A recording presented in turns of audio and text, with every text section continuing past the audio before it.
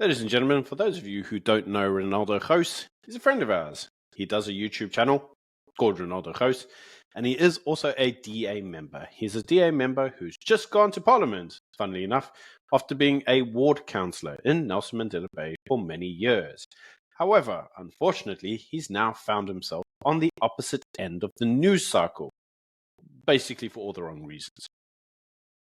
Indeed. So a video has been surfaced of him using racist language to make a broader point. If you watch the entire video, which we're not going to show you at the moment, but it is freely available on Twitter, he's saying, I'm going to say XYZ against this race group, and you're going to see how hurtful it is when I say it. That's why we shouldn't say kill the Boer. That's essentially the essence of the video. The video was created in 2009, 2010. Back in the shock days of YouTube. Anyone on YouTube around that time know exactly what I'm talking about. But of course, when someone sits on this video for many, many years and leaves it and releases it, more importantly, out when he becomes a member of parliament, you do understand that this was a long time in the making. The video was deleted from his YouTube channel and his old YouTube channel, but people went back into the web archive and found it and slept on it until now. Until now, indeed. So if you actually know anything about Ronaldo, he's not a stranger to controversy. So his recent controversy is he has been targeting the celebrity known as Mama Joy online. And she's effectively employed by the South African government to go around to all the sports games around the world. She basically cheers on South Africa. She goes dressed in a traditional dress. And that's basically her job. Now, Ronaldo has had this as a personal vendetta for some time, saying it's wasting taxpayers' money. And so he's been running a Twitter campaign against Mama Joy. Unfortunately, what's now happened is when Ronaldo got an MP position in Parliament, he said, I'm now an MP, I'm going to make it my job that you get fired. This is not the only thing he's done. He's also gone out accusing Gaten McKenzie, also a friend of the show, a friend of ours.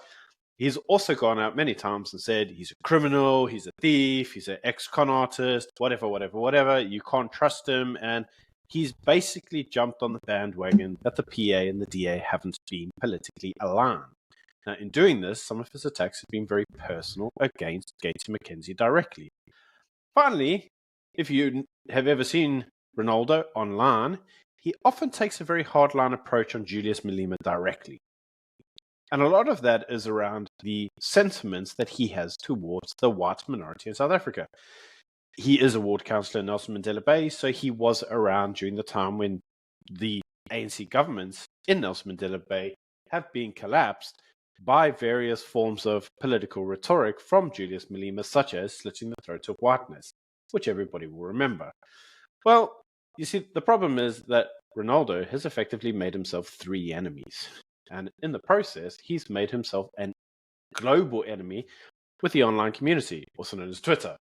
And unfortunately, that's why this video has now surfaced, because many individuals are saying, if this is the kind of individual in Parliament and look what he does, do we really want to be friends with that guy? Do we want him in Parliament?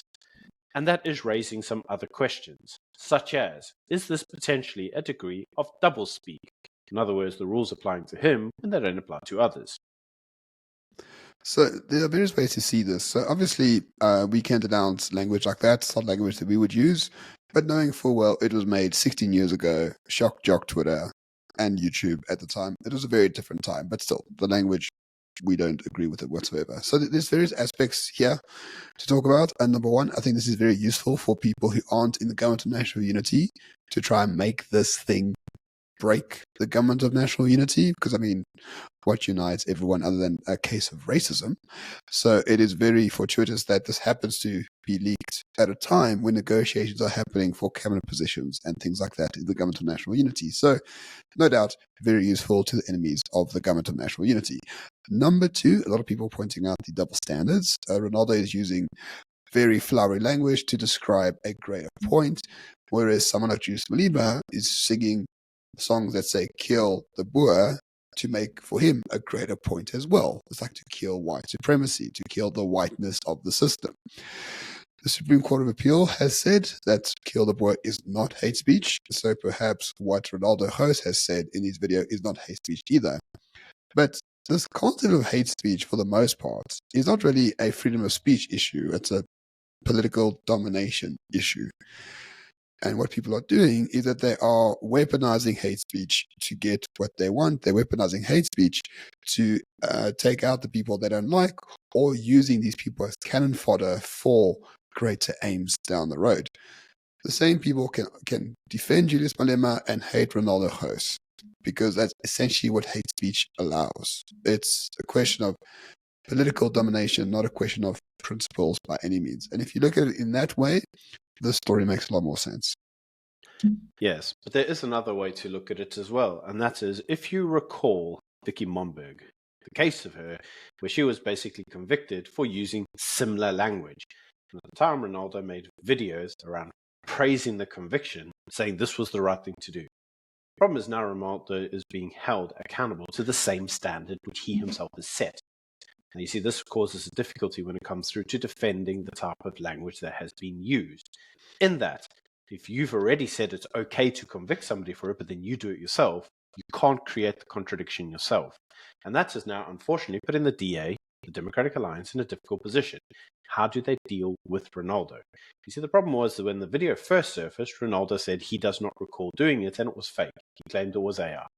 He later acknowledged that it was him, it was one of his videos, and had been gained from the archive. Now, that in itself caused a degree of difficulty, but the public outcry on it is such, right at the time during the negotiations with the ANC, that the DA have had no option but to suspend Ronaldo subject to investigation. Now, Ronaldo has apologized for it. He did say the language used was not meant to be offensive, but was meant to encourage people to stop through the shock value and get them to think about the greater point being made. And the original video that did surface was only cutting the individual sections of the shock value. However, it does not change the fact that he used the language that he used.